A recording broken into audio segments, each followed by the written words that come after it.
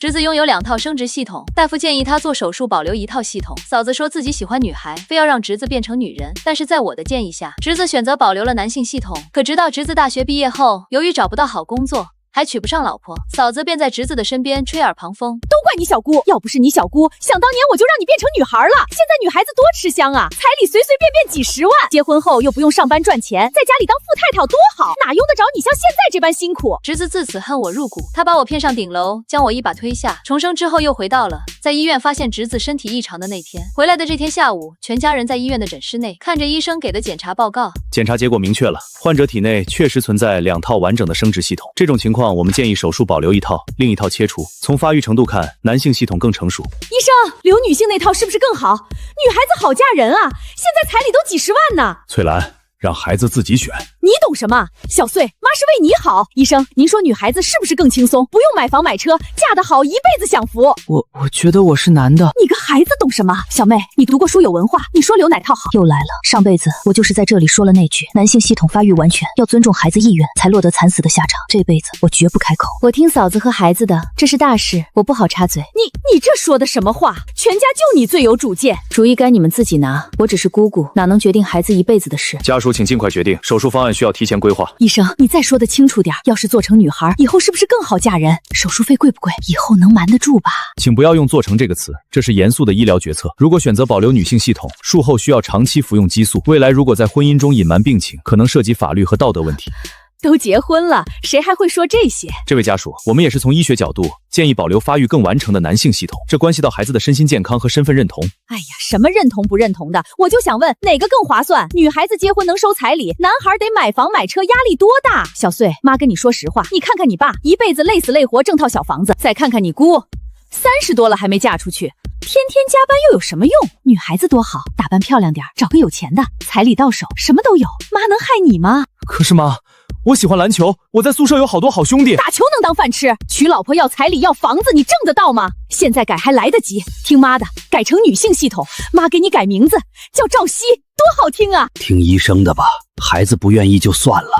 赵山川，你闭嘴！儿子就是被你这种窝囊样教坏的，这事儿我做主了。医生，我们留女性系统。赵穗身体僵住了，最终还是低下了头。赵新婉在一旁静静地观察侄子的表情，上辈子一样的表情，只是这次没有我那句尊重意愿，他连最后一点挣扎的借口都没了。请问患者本人是否同意？需要本人签字。快签，签了妈明天给你买新手机。赵穗握着笔，沉默了10秒，才缓慢签下名字。签完了字，回去的路上，张翠兰一脸怨气地看着赵新婉。手术费5万8，术后调理估计还得2万。小妹，你刚才怎么回事？让你说话你不说。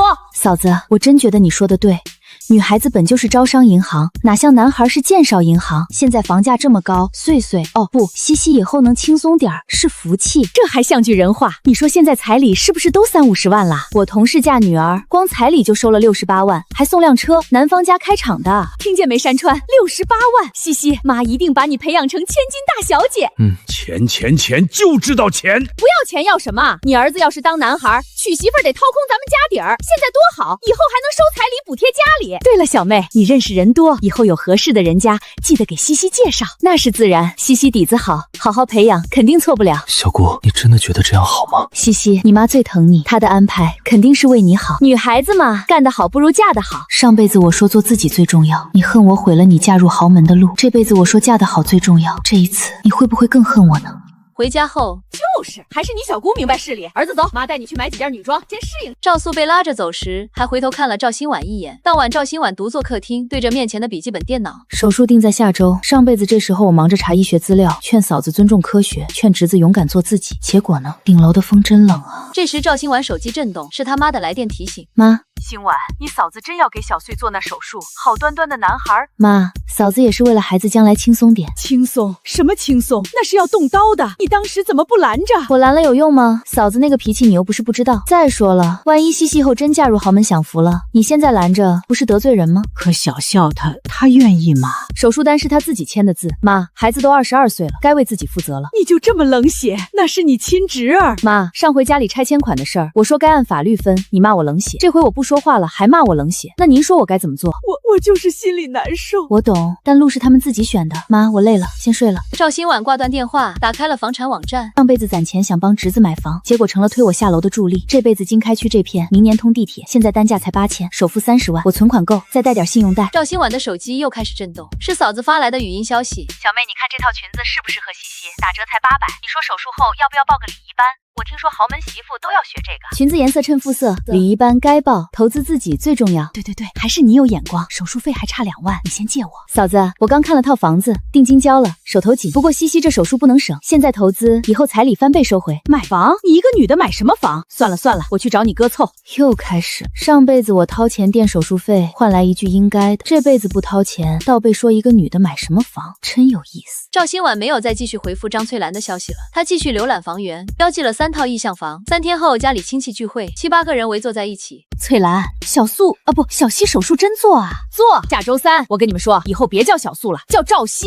孩子自己愿意吗？我听说这种手术……怎么不愿意？西西可懂事儿了。西西，出来见见长辈。是嫂子发来的语音消息。小妹，你看这套裙子适不适合西西？打折才800，你说手术后要不要报个礼仪班？我听说豪门媳妇都要学这个。裙子颜色衬肤色，礼仪班该报，投资自己最重要。对，还是你有眼光，手术费还差2万，你先借我。嫂子，我刚看了套房子，定金交了，手头紧。不过西西这手术不能省，现在投资，以后彩礼翻倍收回。买房？你一个女的买什么房？算了，我去找你哥凑。又开始，上辈子我掏钱垫手术费，换来一句应该的，这辈子不掏钱，倒被说一个女的买什么房，真有意思。赵新婉没有再继续回复张翠兰的消息了，她继续浏览房源，标记了3套意向房。3天后，家里亲戚聚会，7、8个人围坐在一起。翠兰，小素啊，不，小西手术真做啊？做。下周3，我跟你们说，以后别叫小素了，叫赵西。孩子自己愿意吗？我听说这种手术……怎么不愿意？西西可懂事儿了。西西，出来见见长辈。你懂什么？这是投资。西西，你说要不要报？妈，我觉得……西西，你妈都是为你好，现在辛苦点儿，以后少奋斗20年呢。听妈的。新婉怎么怪怪的？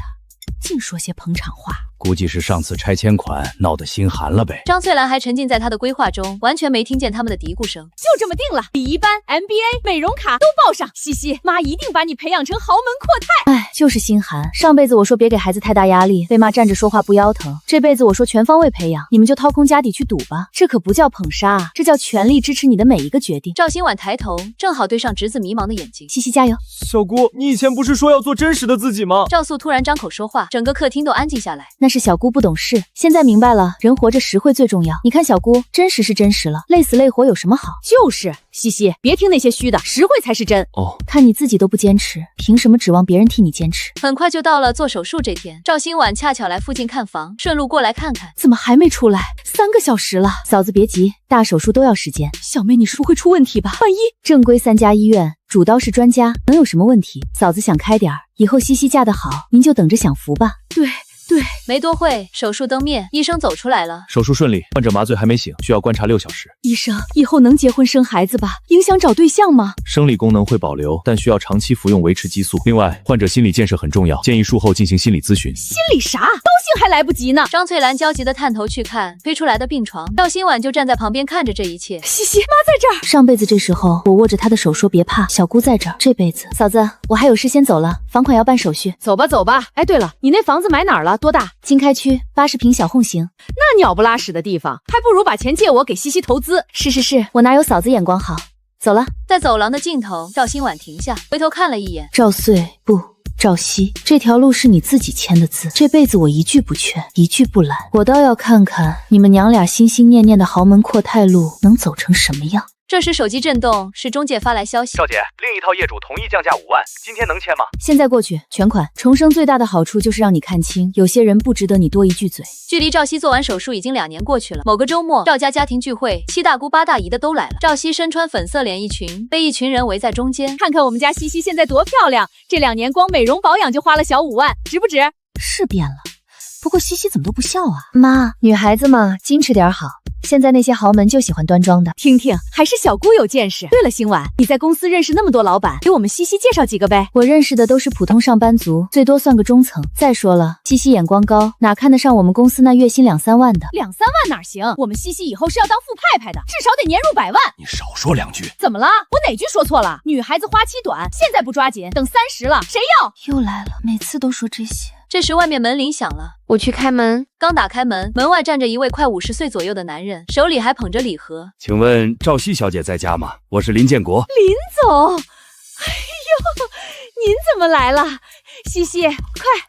张翠兰拉着林建国坐在沙发主位，她还时不时看向赵西。上个月在慈善酒会见过赵小姐一面，一直想着今天路过冒昧拜访。不冒昧，不冒昧。赵总是做建材的，小生意，去年离了，带个10岁的儿子。我看赵小姐温柔，应该会疼孩子。我疼孩子，我们西西最喜欢小孩了。不知道林总现在住别墅区，300平，车有3辆，公司年流水不多，2、3千万吧。哎呦，快点，西西给林总倒茶呀！来了，离异带孩40、50岁，嫂子果然会咬钩。年纪是大了点，不过也是年轻富二代哪会这么急着结婚？林总这样事业有成的，知道疼人。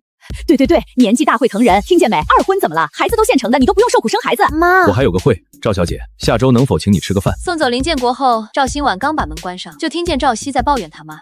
妈，他比我大23岁，儿子都10岁了。23岁怎么了？人家有钱，你嫁过去就是住别墅开宝马。你看看你小姑35了还单身，天天加班还房贷，你想过那种日子？孩子不愿意就算了。你闭嘴！都是你没本事，女儿才要自己找机会。我告诉你，下周末好好打扮，要是敢甩脸色，看我不……嫂子消消气，西西，你妈是为你好。你知道现在年轻女孩竞争多激烈吗？林总这样的条件，多少人往上扑，你是运气好被他看上。小姑，你也觉得？我是羡慕你，要是有人给我介绍这样的，我早答应了。女人啊，青春就这几年，听见没？连你小姑都这么说，连小姑都？难道真的是我想太多？这嫁过去就当后妈？后妈怎么了？不用自己生，白捡个大儿子，将来家产都是我们西西的。嫂子说的对。2周后，林建国、赵西、嫂子此3人正在高级西餐厅用餐。和赵小姐接触这2周，我觉得很合适。我直说了，我想结婚。林总真是爽快人，他这个彩礼我们这边风俗28万，婚礼我全包，婚后住别墅，每月给你2万零花钱。28万，林总，我们西西可是黄花大闺女。你要是嫌少，当我没说。别，林总再商量。吃完饭后，当晚刚回到家，张翠兰就开始发愁。28万，他打发要饭的呢。我们这2年投入都不止这个数。差不多行了，人家有房有车。你懂个屁！我打听过了，林建国前妻离婚分了500万，我们西西凭什么才28万？妈，我不想嫁了。嫁，你都25了，再拖几年，28万都没人要。门从外面打开，赵新婉拎着文件袋走进来。怎么了这是？新婉，你评评理，林建国只给28万彩礼。28万是少了点，不过我听说林总最近资金有点紧，工地压着款。资金紧？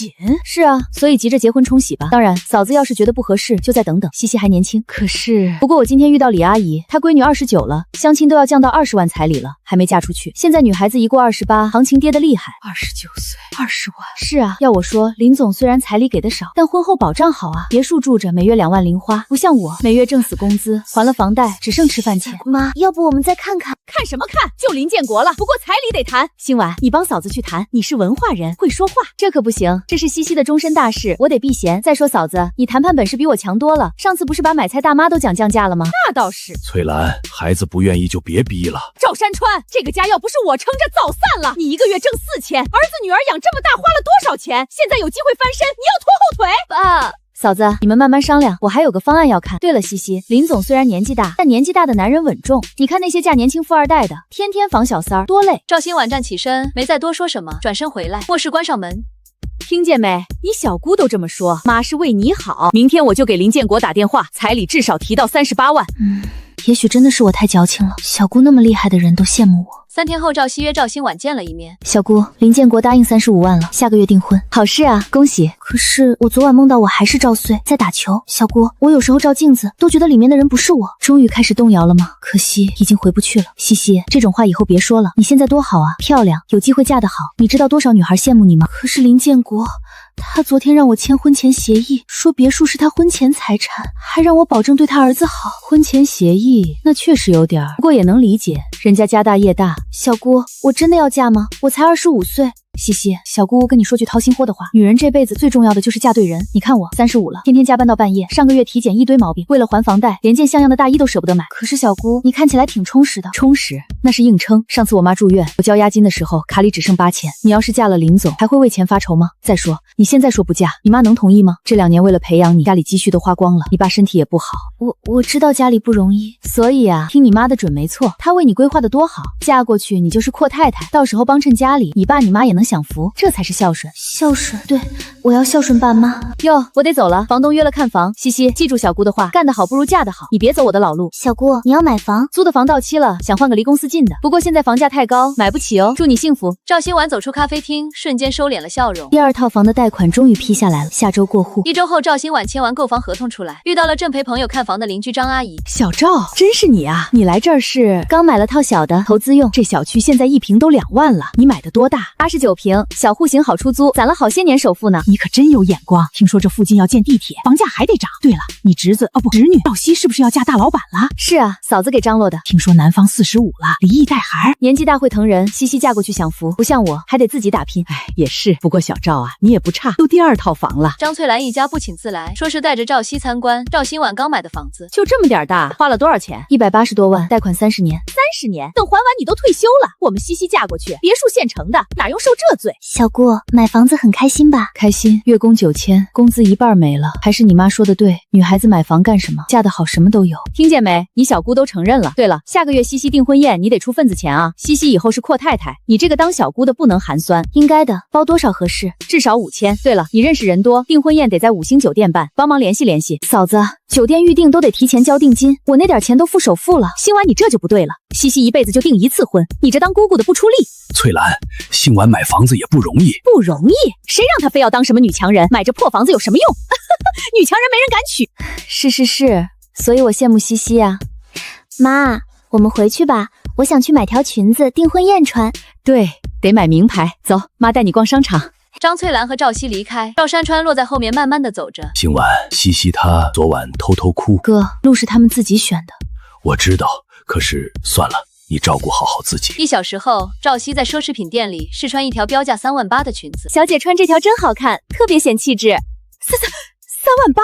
妈，林建国说订婚宴他朋友都来，我不能穿便宜货丢他的脸。买。不过西西，妈这月工资还没发，你先用信用卡垫上，等彩礼到了，妈还你。我的信用卡额度只剩1万了。那找你小姑借。小姑刚买房。哼，她故意的，早不买晚不买，偏这时候买。刷我的卡，大不了下个月吃咸菜。赵熙看着镜子里珠光宝气的自己，真好看，这就是我想要的生活吗？赵熙的手机震动，是林建国发来信息。裙子试好了，发照片看看。对了，刚想起件事儿，婚前协议里得加一条，5年内若无所出，彩礼全额退还。赵熙盯着屏幕，那条3万8的裙子忽然像针一样扎眼。他回了一句：裙子不合适，婚约也算了。正是从这开始，赵熙越来越频繁地出入美容院，对彩礼数额越发执着。3年后，赵熙与婚恋顾问对坐，面前摊着7、8份资料。赵小姐，这是本月符合您要求的男士资料，不过您真的不考虑放宽年龄要求吗？40岁以下的优质男士对配偶的年龄要求通常在25岁左右。我看起来很老吗？我每个月美容院花1万保养。不是外貌问题，是生育。您资料上写的是子宫发育不完全，无法生育，这一条就筛掉了90%的优质客户。我可以做试管婴儿，那费用呢？而且成功率很低。赵小姐，我建议您看看这几份。这位48岁，上市公司高管，子女已成家，不要求生育。秃顶，肚腩比林建国还大。我3年前都没嫁林建国，现在要嫁这种。赵小姐，您今年28岁，在婚恋市场已经是大龄，再加上生育问题，实话实说，能匹配的资源有限。我不信，我妈说了，我这样的至少能嫁千万身家的。那请您另寻高明吧，本所服务费3万不退，合同写清楚了。从婚介所出来，张翠兰就安排赵熙与一位35岁左右的精英男相亲。赵小姐平时有什么爱好？插花、茶艺，偶尔逛画展。我妈说这些能培养气质。确实，不过我听介绍人说赵小姐没有工作。我妈说女孩子不需要工作，嫁得好就行，婚后相夫教子才是本分。那赵小姐对嫁得好的定义是？至少别墅一套，年收入100万以上，彩礼不能低于50万。婚后我要管钱，每月零花不能少于3万。要求很具体，我还有个会。赵小姐恕我直言，您这样的条件配不上这样的要求。你什么意思？我年入200万，有房有车，为什么要一个把我当 ATM 的阔太太？哦，对了，您身上这件香奈儿是去年的款，真正的富太不会过季还穿。他转身就走了，只留着赵熙待在原地。他知道这次的相亲又失败了。赵熙几次相亲失败，一周后张翠兰堵住下班的赵新婉。新婉，这次你一定要帮忙。嫂子，怎么了？西西相亲又黄了，这次是个律师。本来聊得好好的，结果他妈私下打听，不知道从哪儿听说西西以前做过手术，怎么会传出去？我哪知道，肯定是医院泄露隐私。新婉，你认识人多，能不能找关系？嫂子，这种医疗记录受法律保护，泄露了可以起诉。不过西西相亲时有没有跟对方坦白过？坦白？疯了吗？说了谁还要？可是嫂子，结婚迟早会知道的，到时候生米煮成熟饭，他能怎样？你就说帮不帮吧，西西可是你亲侄女。嫂子，我不是不帮，是没法帮。我现在项目忙得天天加班，老板都盯着呢。我约了租客签合同，先走了。赵新婉，你就看着你侄女儿嫁不出去。赵新婉没理他，头也不回的走了。第3套房这个月租出去了，月供压力小多了，该考虑第4套了。几天后，赵山川因为高血压住院了，病房里赵熙坐在一旁玩手机。家属呢？我妈去缴费了。病人高血压3级，必须住院观察，长期劳累，情绪波动太大，你们做家属的要注意。张翠兰匆匆跑来，手里拿着缴费单。住院住几天？一天多少钱？先住3天，押金5000，后续要看检查结果。5000？这月房贷还没还呢。都是你，早说了别去那个破厂加班，非要挣那点加班费。不加班，自西西的美容院钱哪儿来？妈，我下个月还要打玻尿酸，闺蜜说新开的那家效果好。打就知道打，你爸都躺这儿了。哼，对了，找赵新婉，她不是有钱吗？张翠兰带着果篮来赵新婉的新家，赵熙不情愿地跟在后面。嫂子，哥怎么样了？住院了，高血压。新婉，嫂子实在是没办法了，你哥那厂子效益不好，我这月工资才发3000，西西又要交美容院的钱。嫂子别急，哥的病要紧，需要我做什么？借10万，你哥住院要钱。西西得去韩国整容，我打听过了，那边技术好，做个微调回来，肯定能嫁出去。整容？对呀，西西今年都29了，再拖真没人要了。整漂亮点儿，彩礼还能多要点儿。妈，我不想去韩国。你闭嘴！新婉，你现在2套房收租，工资又高，10万对你来说小意思吧？嫂子，我去年买了第3套房，月供18000，租金刚好覆盖2套的贷款，工资全贴进去了。不瞒你说，我这个月信用卡都分期了。第3套？你什么时候买的？半年前，东区那个新楼盘。当时想着投资，现在套牢了。嫂子，我要是有的话肯定借，可现在西西不是快结婚了吗？让未来女婿出啊。未来女婿？我受够了！妈，3年了，相亲30多次，不是秃顶就是离异带娃。上次那个王总53岁，比我爸还大。53岁怎么了？人家身家2000万的。身价2000万又怎样？他让我签协议，1毛钱都不给我，还要我伺候他老年痴呆的妈。那你也得嫁，你都29岁了，再不嫁就真嫁不出去了。嫂子，消消气。赵新婉，你少假惺惺！要不是你当年不拦着小穗，现在还能是个男人，至少能打工挣钱。终于说出来了。嫂子，手术单是谁签的字？我那不也是？是谁天天说嫁人改变命运？是谁每次相亲都嫌弃对方彩礼太少？是谁让西西辞职在家专心嫁人？你翻旧账！赵山川突然推门进来，还带着医院的腕带。翠兰，我听见了，全听见了。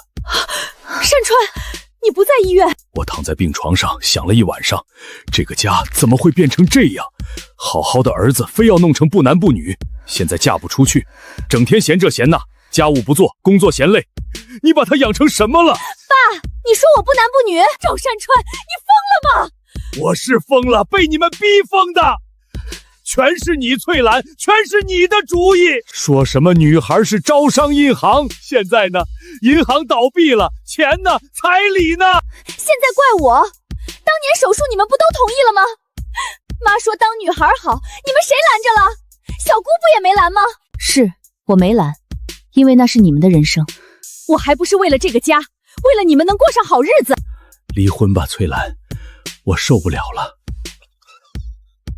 门被重重关上，赵山川离开了。赵新婉追出来，赵山川正靠在墙上流泪。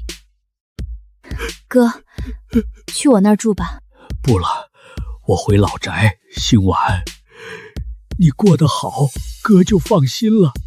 别管我们了。赵山川已经搬走1个月了，张翠兰依旧像着魔了一样，让赵熙继续相亲。这次这个必须成。32岁自己开公司，未婚，妈托了8层关系才约到的。妈，我不想相亲了，我想去找工作。找工作？你能干什么？端盘子1个月3000，够你买瓶精华油吗？听着，明天吃饭你把他灌醉，然后生米煮成熟饭，到时候他赖不掉。妈，你这是骗婚？骗什么骗？你们在一起敢不负责？到时候彩礼至少要80万，你爸住院的钱、房贷、信用卡全指望这笔了。我不去，不去也得去。这个家被你拖累成什么样了，你知不知道？追债的天天打电话。第2天晚上，酒店房间里，赵熙衣衫不整的缩在床边，男子在打电话。妈，出事了，他是个男的，不是女的，下面有。我喝多了没注意，早上才发现。你骗我，你是变性人。不是变性，是2套系统留了女性的。骗子！你们全家合起伙来骗婚是不是？要彩礼是吧？80万，我告诉你，我1分不给，我还要告你！求你别，我妈让我做的。让你做的？你29岁了，不会思考吗？滚！现在就滚！第2天上午，男子就带着父母和2个壮汉亲戚来砸门。张翠兰，出来！你们家骗子出来！亲家母，呸！谁是你亲家母？大家评评理，他们家闺女是男的变的，骗我儿子结婚要80万彩礼。昨晚灌醉我，想生米煮成熟饭，幸亏我发现了，不然一辈子毁了。不是那样的，西西是女孩。医疗记录在这儿，你们当年做的手术，留着女性生殖系统，就为了今天骗婚是吧？我不是故意的，我妈让我做的。赵熙，你胡说什么？大家都听见了，这家人专门培养骗子，嫁人骗彩礼，以后谁家敢跟他们结亲？围观的人越来越多，指指点点，嫂子眼前一黑，晕了过去。听见了吗？老赵家那闺女，哎呦，是男的变的，难怪要那么高彩礼，这是骗婚啊！听说想要80万，张翠兰天天催她闺女要嫁豪门，原来是这么个嫁法。邻家老大住院了，要离婚，闺女躲家里不敢出门。要我说，都是张翠兰做的。好好的孩子非弄成这样。林婉倒是出息了，3套房了吧？人家自己打拼。是啊。楼上窗户后，赵熙偷偷听着，他现在恨死了张翠兰。后来赵新婉母亲70大寿宴上，亲戚做了5桌，赵新婉坐在主桌母亲旁边。新婉现在可是咱们家最有出息的，3套房，听说还升总监了。副总监而已，房子都是贷款，压力大着呢。你少谦虚，现在租金1个月得有2、3万吧，抵我半年工资了。还是新婉有眼光，早早买房。我家那小子当年劝他买，不听，现在房价翻倍了，唉，买不起。新婉能干，我知道。你哥他在老宅住着，我请了保姆，每周去打扫。妈，放心。张翠兰还有脸来？骗婚的事全城都知道了。听说赵熙得了抑郁症，天天在家哭。好好的孩子毁了。嫂子突然站起来，端着酒杯走向主桌。妈，祝您寿比南山。新婉，嫂子敬你一杯。你现在过得真好。嫂子，坐吧。你是不是早就知道会这样？知道什么？知道西西嫁不出去，知道我们会变成这样。嫂子，路是你们自己选的。当年在医院，你说留女性系统好嫁人，我说听你们的。这些年，你说女孩干得好不如嫁得好，我说嫂子说的对。你说彩礼要高，我说应该的。我哪句话说错了？你那是捧杀！捧杀？我说的哪句不是顺着你的话？哪句不是你自己先说的观点？你就不能拦着吗？你是他亲姑姑。第一，当年手术我是姑姑，不是父母。第二，这10年我劝过3次，劝西西学个技能，你说嫁人不需要；劝她找个工作，你说调价；劝她降低要求，你说我闺女配得上更好。第三，上辈子我拦了，我劝小训留男性系统，结果呢，她娶不上老婆。你天天说都怪小姑，最后她把我从23楼推下去。这辈子我不敢拦了，我怕死。新婉，妈，都过去了，这杯酒我敬你，敬你教会我一件事，别干涉别人的人生。哪怕他们正在往火坑里跳。各位慢用，我还有个投资会要开。赵新婉独自回去，车里她接到了母亲的电话。刚才说的是真的吗？他推你？妈，都过去了，就当是个噩梦。可那是你亲侄儿啊，还有张翠兰，他怎么能……妈，人性经不起考验，尤其是掺杂了贪婪和悔恨的时候。您早点休息，别想了。挂断电话，赵新婉刚要走，一个身影闪了出来。小姑，找我有事？我想知道上辈子我后来怎么样了。很重要吗？知道了能改变什么？我就想知道，如果当初留了男儿身，我的人生会不会不一样？上辈子你大学毕业后工作不顺，相亲屡屡受挫，你妈每天念叨说隔壁谁家闺女收了50万彩礼，说要不是我多嘴，你早就成了招商银行。你开始怨我，怨社会，最后你觉得是我毁了你轻松过活的机会。就在你30岁生日那天，你说想通了，请我吃饭，把我骗到公司顶楼。所以我这辈子无论选哪条路都会恨你，恨你没拦住我，或者恨你拦了我。不，我只是那个最现成的可以被归罪的外人。那我该怎么办？小姑，我现在算什么？上辈子这时候我已经死了，这辈子看着你走到这一步，说不清是痛快还是悲哀。这里没人，只有你和我。回答我，你现在是想听我叫你赵熙还是赵穗？我不知道。赵新婉从包里拿出一张便签纸，写了个地址和一个电话号码。这是老宅地址，这是你爸的新手机号，我上个月帮他办的。这是3000块钱，怎么选你自己定。小姑，你为什么还要帮我？我们那样对你。我不是帮你，我只是给上辈子那个在顶楼上没被给予第二个选择的自己一个交代。3个月后，赵新婉在一间心理诊室看到一个熟悉的身影。小姑在这里工作，前台兼助理，挺好。你爸呢？住在老宅，他血压稳定多了。小姑，我用你给的钱报了的夜间部的电脑培训班，下个月开始上课。挺好。1年后的除夕夜，赵新婉坐在阳台上，手机屏幕亮起，是母亲发来的全家福。新婉，看看你哥和小穗，小穗现在在物流公司做调度，干得不错，还当上小组长了。今年家里总算有点过年的样子了。你一个人吃饺子了吗？吃了，妈，新年快乐。重生最大的代价不是预知，而是清醒。我救不了任何人，除了我自己。我不再试图扭转谁的航向，只是远远点亮自己的灯塔。这或许自私，但足够安全。